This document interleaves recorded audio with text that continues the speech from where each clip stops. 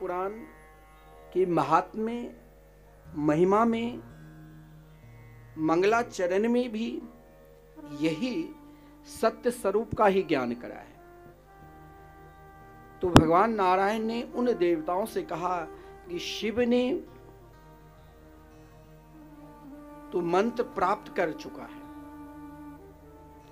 बोले समुद्र मंथन से पूर्व एक बार संपूर्ण ऋषि मुनि, संपूर्ण साधकगण, संपूर्ण तपस्वीगण, संपूर्ण देवता ने भगवान से प्रार्थना की, प्रभु जीवन में हर व्यक्ति को सद्गुरु होना चाहिए। भागवत के प्रारंभ में भी आदरणीय व्यास जी सद्गुरु की महिमा और सद्गुरु की प्रार्थना की है। तो सद्गुरु जीवन में हर व्यक्ति का होना चाहिए। अब यहां शंका होती है, हर राज्य के अलग अलग भोजन हैं, अलग अलग रहन सहन है, खाने की प्रवृत्ति अलग है। कोई मांसाहारी है तो कोई शाकाहारी है। मांसाहारी सोचते हैं कि हम वैष्णव धर्म को कैसे स्वीकार करें।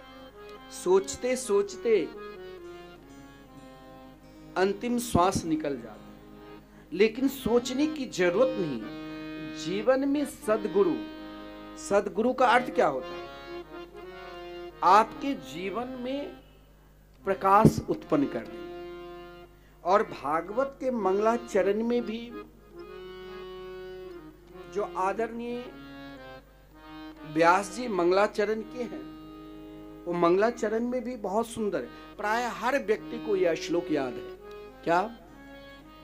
तो सच्चिदानंद रूपाय विश्वोत्पत्त्या दिहेतवे तापत्रय विनाशाय श्री कृष्णाय वयं नुमः।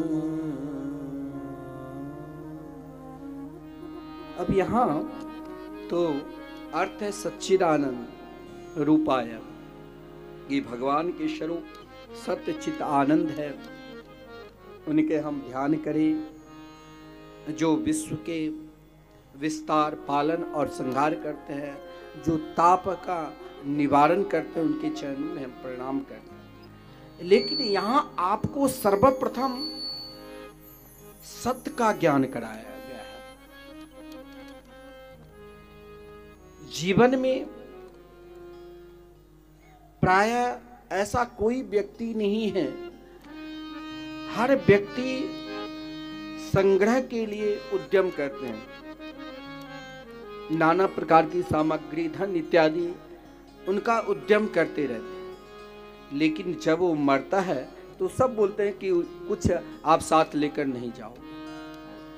लेकिन भगवान कहते हैं कि आप सत्य को पहचानो।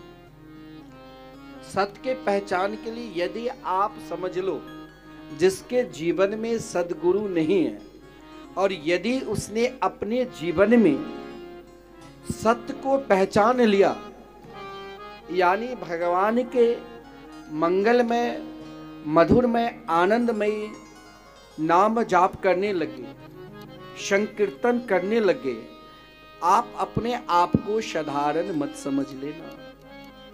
आपके ऊपर साक्षात प्रिया प्रीतम की कृपा है। और प्रिया प्रीतम की कृपा है, जिस कृपा के फलस्वरूप आपके जीवन में अगर सद्गुरु अभी तक मिले नहीं, फिर भी आपने अपने गुरु का अर्थ क्या है? जो हमारे अंदर जो अंधकार है, अंधकार क्या है? जन्म जन्मांतर की पाप, जन्म और मरण रूपी अंधकार। सद्गुरु आकर आपको दीक्षा देकर प्रकाश देते हैं। प्रकाश यानी भगवान के मंगलमय नाम की प्रकाश। परंतु आप बहुत बड़े पुण्यात्मा हैं। आप स्वयं को अपने आप कभी भी स्वप्न अवस्था में ना पापी कहना और ना पापी समझना। पापी कौन है? जिसने अभी तक भगवान को नहीं पहचाना। आप कहोगे कि हमने तो भगवान को पहचान लिया, लेकिन भगवान के प्रति पूर्ण रूप से मेरे अंदर अभी विश्वास नहीं हो रहा है। तो अपने आप को, मैंने पहले कहा, अज्ञान अबोध हो जाओ। ज्यादा अपने आप को अपने ज्ञान की बखान करोगे कि हम तो ना जाने कितने बार भागवत श्रवण कर चुके हैं, हम तो अनेक शास्त्र पुराण के ज्ञाता है, तो हो सकता है समय लगेगा। लेकिन अपने आप को शून्य हो जाओ। जैसे अबोध बालक पूर्ण रूप से अपनी माता पर विश्वास करता है, उसी प्रकार हमें पूर्ण रूप से एकमात्र श्री राधा कृष्ण के चरणार बिंद पर विश्वास करना चाहिए। और ये विश्वास कैसे होगा? तो जरूर आपके ऊपर, आप कथा श्रवण करने के लिए आए, ना डर है ना भय है। संपूर्ण मीडिया जगत के लोग, शासन प्रशासन समझा रहे हैं कि कोरोना काल आने वाले हैं, फिर तुम सचेत हो जाओ। फिर भी आपने सोचा कि जो होगा सो होगा। जब बांके बिहारी मेरे साथ है तो फिर कौन बिगाड़ लेगा मुझे। यही विश्वास आपको दर्शाता है कि आपके जीवन में सद्गुरु कोई न कोई है। एक सद्गुरु जो व्यवहारिक रूप में आप प्राप्त करते हैं, इस देह दृष्टि से वो आपको सामने मिल जाएंगे। एक सद्गुरु जो पुण्य जन्म के, एक जन्म की कृपा से आप भगवान के शरण में आ ही नहीं सकते। और स्वयं श्रीमद् भागवत महापुराण में कहा गया है, जन्मांतरे भवेत पुण्यम तदा